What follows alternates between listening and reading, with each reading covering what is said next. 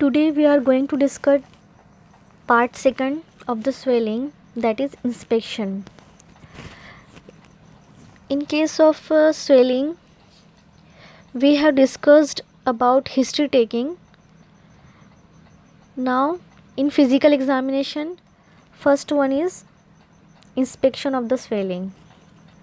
That means we have to look out thoroughly for the swelling without touching.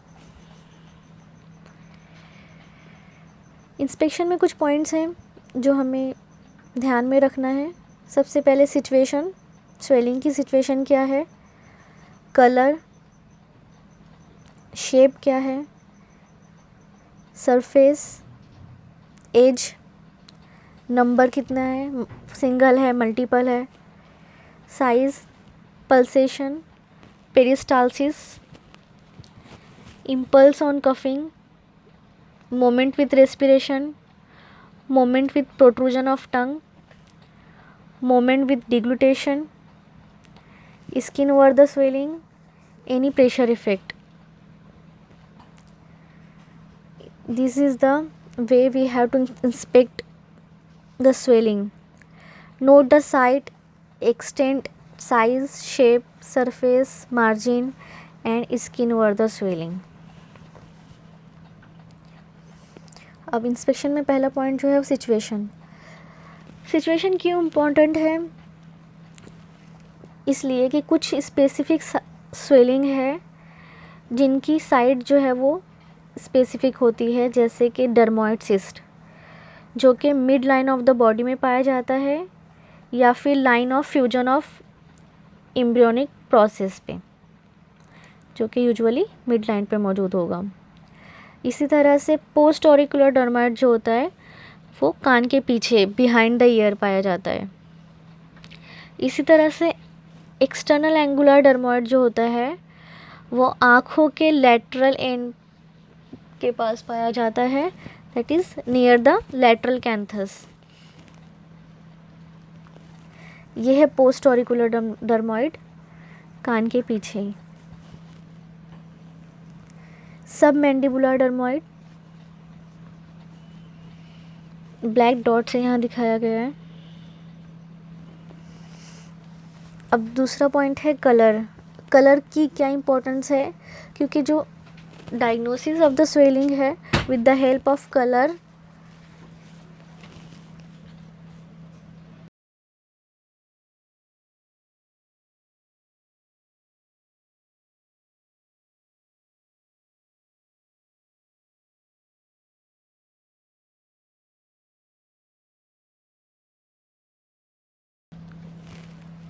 Benign naevus जो होता है वो black colour का होता है. मेलानोमा जो होगा वो ब्लैक इन कलर. इसी तरह से हिमेंजियोमा या कोई भी वैस्कुलर स्वेलिंग जो होगी वो रेड या पर्पल होती है. रैनुला जो होता है वो ब्लूइश कलर का होता है और यूजुअली ये टंग में पाया जाता है या ओरल कैविटी में.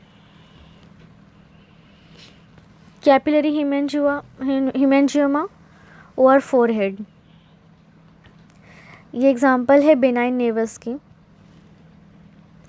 और ये डायग्राम शो करती है मैलिग्नेंट मेलेनोमा के केस की. This is bluish colour रैनुला.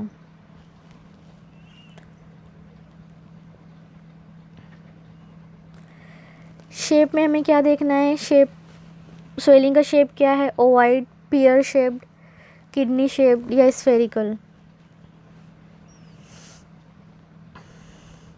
Fourth point है सरफेस. स्वेलिंग की सरफेस कैसी है? जो पैपिलोमा होता है उसकी सरफेस जो होती है वो इरेगुलर और न्यूमरस ब्रांचिंग मौजूद होती है, उसमें number of branches are present. वो स्मूथ नहीं होता, इरेगुलर होगा.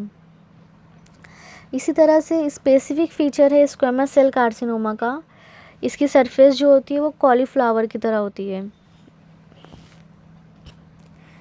ये है squamous cell carcinoma. Now age देखना है. स्वेलिंग का एज डिफाइंड है, इनडिस्टिंक्ट है, पेडंकुलेटेड है या सिसाइल है.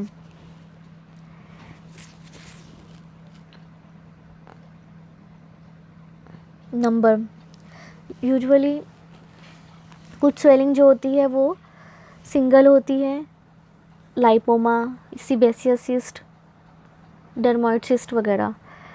लेकिन कुछ डिसीज़ेज़ ऐसी हैं या स्वेलिंग ऐसी है जो कि बॉडी में मोर देन वन और मोर देन 2 to 3 या फिर मल्टीपल होती है, जैसे कि डायफेजियल एक्लेसिस और न्यूरोफाइब्रोमेटोसिस, जिसको वॉन रेकलिंगहाउसन डिसीज़ भी कहते हैं।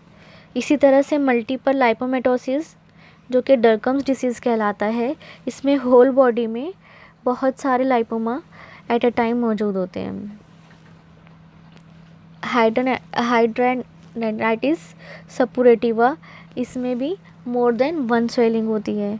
इसी तरह से मल्टीपल लिम्फोग्लैंडुलर स्वेलिंग्स जो होती है, ये भी इसका स्पेसिफिक फीचर है कि ये मल्टीपल होगी नंबर में। ये है न्यूरोफाइब्रोमेटोसिस, जिसे हम वॉन रेकलिंगहाउसन डिसीज़ भी कहते हैं। होल बॉडी में small small number of swellings होती है, जिसका ओरिजिन नर्व और फाइब्रोमा दोनों का कंटेंट होता है इसमें।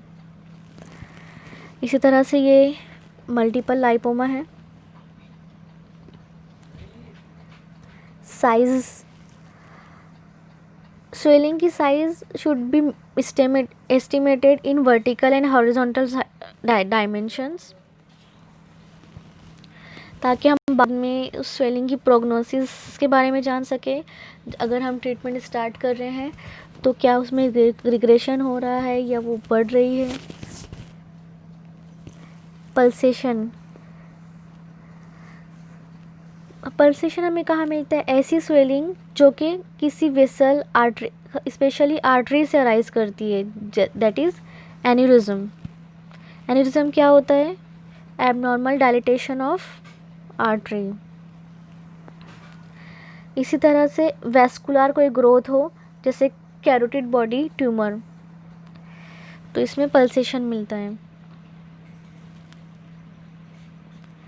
यह है दो किस्में हैं एन्यूरिज्म की, सेक्युलर और फ्यूजिफॉर्म।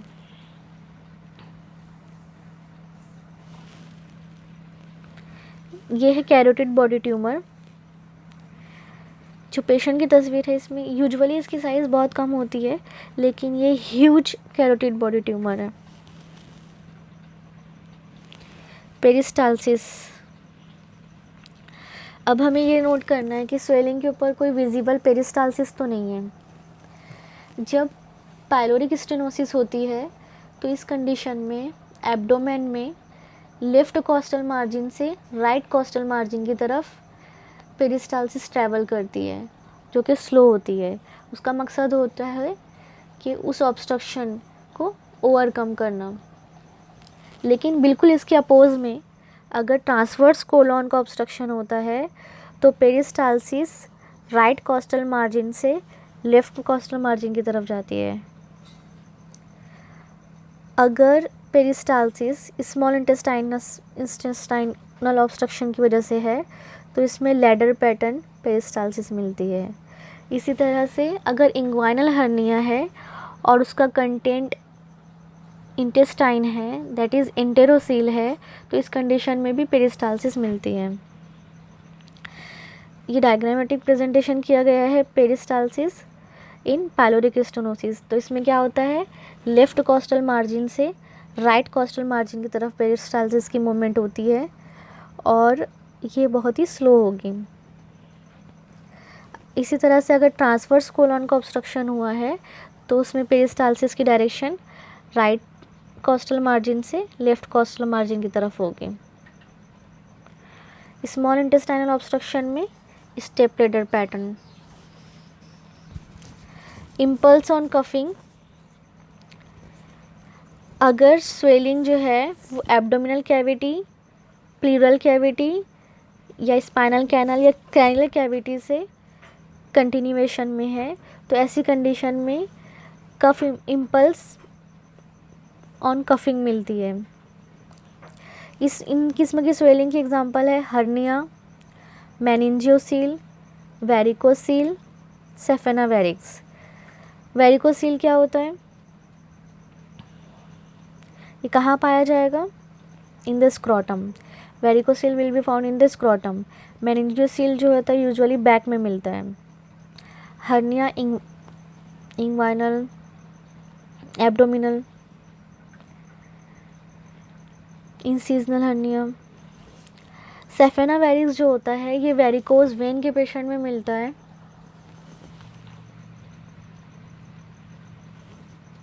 ये है इंग्वाइनल हर्निया या इंग्वाइनल रीजन।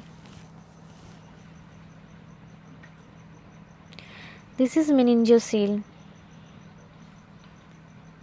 इसमें कफ इम्पल्स मिलता है पॉजिटिव, क्योंकि ये कंटिन्यूएशन में होता है। Now moment with respiration. कुछ स्वेलिंग जो होती है वो रेस्पिरेशन के साथ मूव करती है।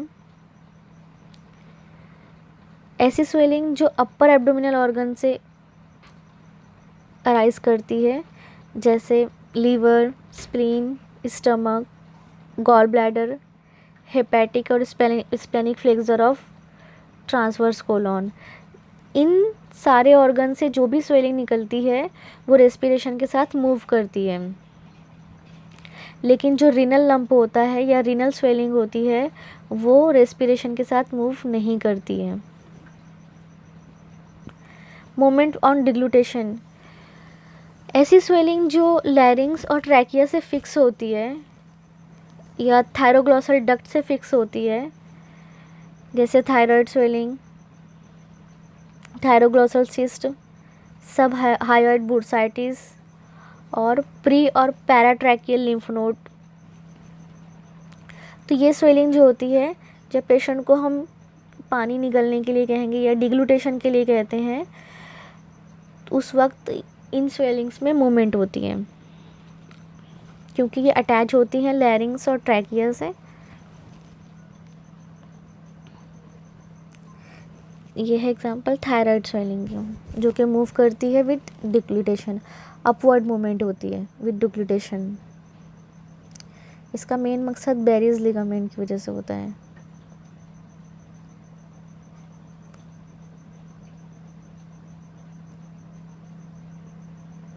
ये है लैरिंग्स, voice box, enlarged thyroid, that is goiter, which is a thyroid swelling. ये है थायरोग्लॉसल सिस्ट। ये थायरोग्लॉसल सिस्ट है जो कि डक्ट के ज़रिए टंग से जुड़ा होता है।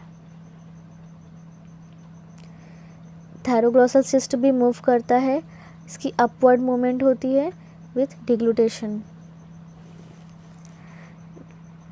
प्रीट्रैकियल और पैराट्रैकियल नोड्स के बारे में बताया गया है, वो कहाँ पाया जाएगी?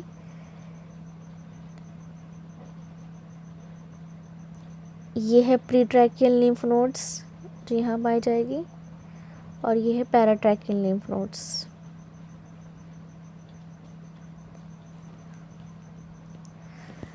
Moment with protrusion of tongue. अगर हमें डिफ्रेंशिएट करना है थायराइड स्वेलिंग में और थायरोग्लॉसल सिस्ट या थायरोग्लॉसल फिस्टुला में, तो पेशेंट से हम प्रोट्रूजन ऑफ टंग के लिए कहेंगे। जब पेशेंट टंग बाहर निकालता है तो थायराइड स्वेलिंग में कोई मूवमेंट नहीं होती है, लेकिन जो थायरोग्लॉसल सिस्ट होता है या फिस्टुला, चूँकि उसका attachment foramen caecum of tongue से होता है, इसकी वजह से जब हम टंग को बाहर प्रोट्रूड करते हैं तो ये स्वेलिंग थायरोग्लॉसल सिस्ट और थायरोग्लॉसल फिस्टुला जो होता है ये अपवर्ड मूव करता है।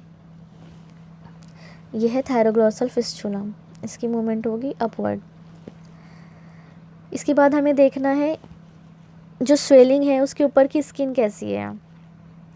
Skin over the swelling. अगर स्किन जो है वो रेड इडिमेटस है तो इसका मतलब स्वेलिंग का जो ओरिजिन है वो इन्फ्लामेटरी ओरिजिन है, या इन्फ्लामेशन के नतीजे में स्वेलिंग अराइज हुई है। अगर स्वेलिंग टेंस है, ग्लॉसी है with venous prominence. Tense, glossy with venous prominence, तो ये बताता है सार्कोमा है विथ रैपिड ग्रोथ।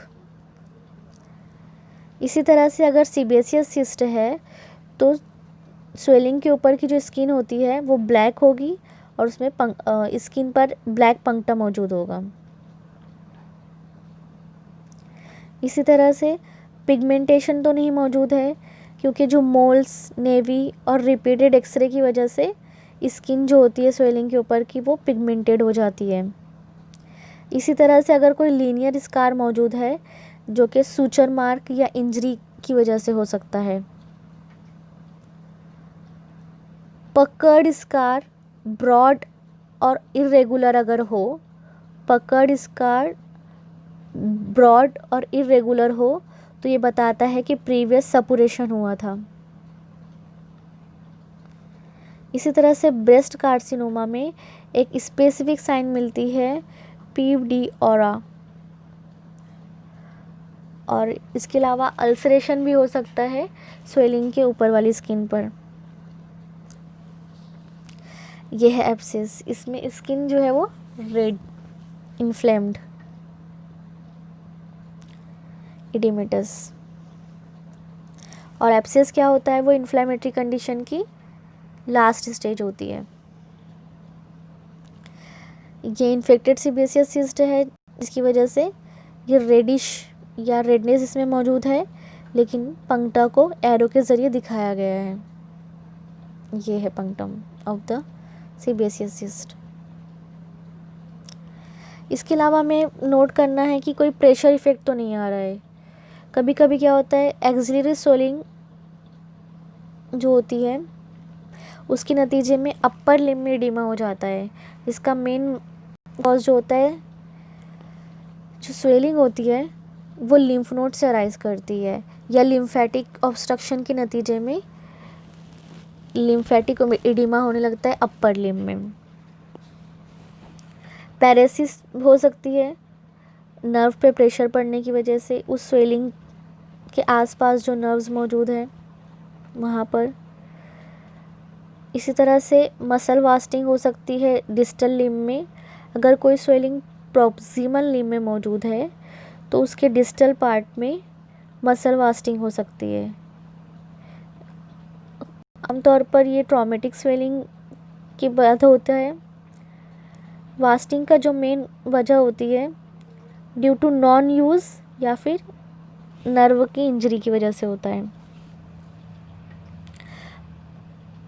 अगर नेक में कोई स्वेलिंग है और साथ में वेनस इंगॉजमेंट हो रहा है तो ये जाहिर करता है कि उस स्वेलिंग का रेट्रोस्टर्नल एक्सटेंशन हो रहा है, जिसके नतीजे में वेन्स पर प्रेशर पड़ रहा है और वहाँ पर वेनस इंगॉजमेंट हो रहा है।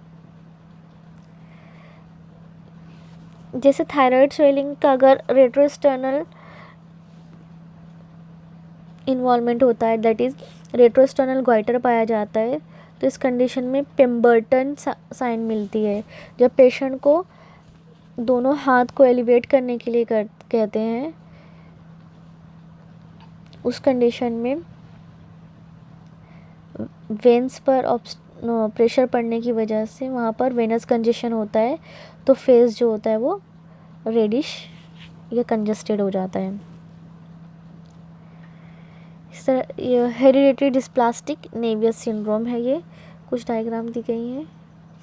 ये है मैलिग्नेंट मेलानोमा फूट